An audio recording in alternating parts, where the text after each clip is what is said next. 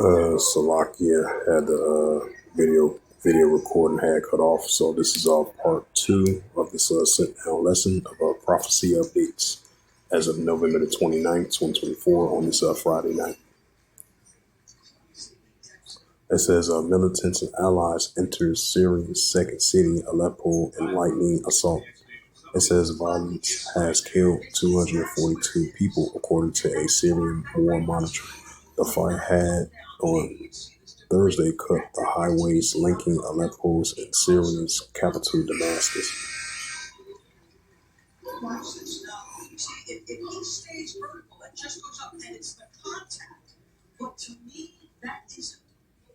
It says what we know about the rebel gains in Syria, a 13-year war, and why it matters.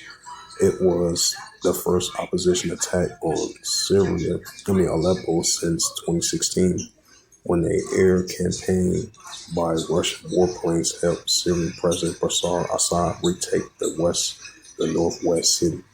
Roughly 30% of the country not under Assad, controlled by a range of opposition forces and foreigners, troops, including Turkish and U.S. forces and their allies. This is from the AP as of November 30th, 2024.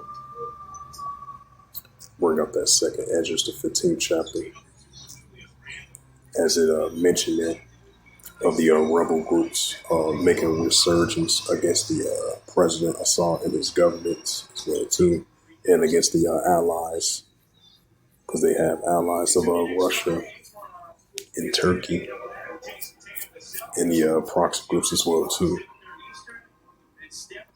Is that Luke 21 and verse 25. Then I'm getting to that second address like I mentioned before. Luke 21 verse 25. And there shall be signs in the sun and the moon and the stars upon the earth. The distress of nations will perplex and seas was mourn. Second address, the 15th chapter. Oh, that's Revelations. Second address, chapter 15 and verse 16. Second Esdras 15, verse 16. For there should be sedition among men, if any one another. They should not regard their kings nor their princes, in the course of action stay their power. Right, those rebel groups, those proxy groups of the resurgence of the jihad ever since 2016. What's going on over there in the northwestern part of Syria. As it says again, go back to it. It says the roughly 30% of the country was not under attack under Assad in the country by enraged oppositional forces and foreign allies, including Turkey and the U.S. forces and its allies.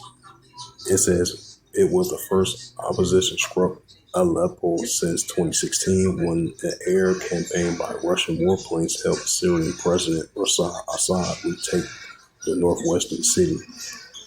It says, as Syrian rebels sweep into Aleppo, armed closes airports and roads, sources say.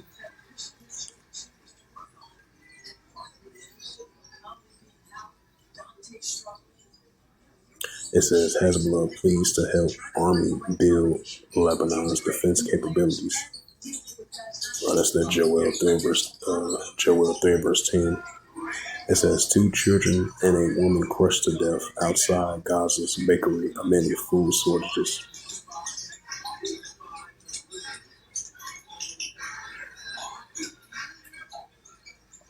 It says France urge a ceasefire in the Sudan war. Please aid to Chad.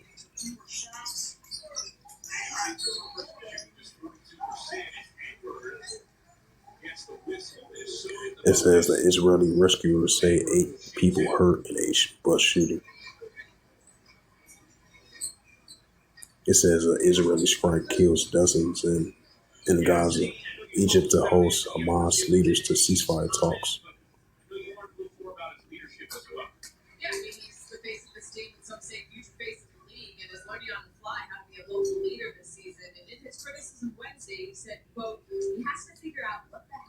Explosions, damage, and carrying on feeding Kosovo main power plants. Senior Russian diplomatic says possible of new nuclear test remains open question. France on the back foot in Africa after Chad snubbed.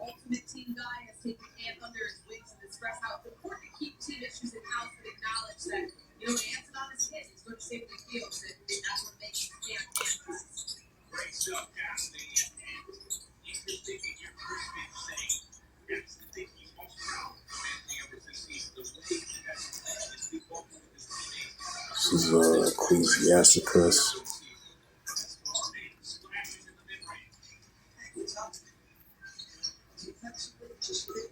Yeah, this is book Ecclesiasticus 39 and verse 1. It says, "But he that giveth his mind to the law of the Most High Yahweh and is occupied in the meditation of the world will seek out the wisdom of all ancient and be occupied in prophecies." So, right, us being the servants of prophecy of Heavenly Father, we continue to occupy prophecies, prophesy against great countries and great kingdoms of war, evil, and pestilence, and measuring the time diligently yourself and occupying prophecies. So, with that, once again, this was a sit-down lesson of prophecy updates as of November the 29th, 2024, on this Friday night, part 1 and part 2 of prophecy updates as of November the 29th, 2024, on this Friday night, like I mentioned before, part 1 and part 2 of the sit-down lesson. So hopefully this was edifying. With that, I would like to give all praises and glory and honor to Yahweh Ba'Hashem, Yahweh Shai Ba'Hashem Ukakadash. In the Heavenly Father, the true name is Yahweh, and his unbegotten Son, Ba'Hashem, and Mashiach Yahushua. Those are their true names in the ancient Paleo Hebrew, the last one Kadash tongue. And I say Barakatham to the elders, Wa'akim Akwaf. Until next time, I would say Shalom.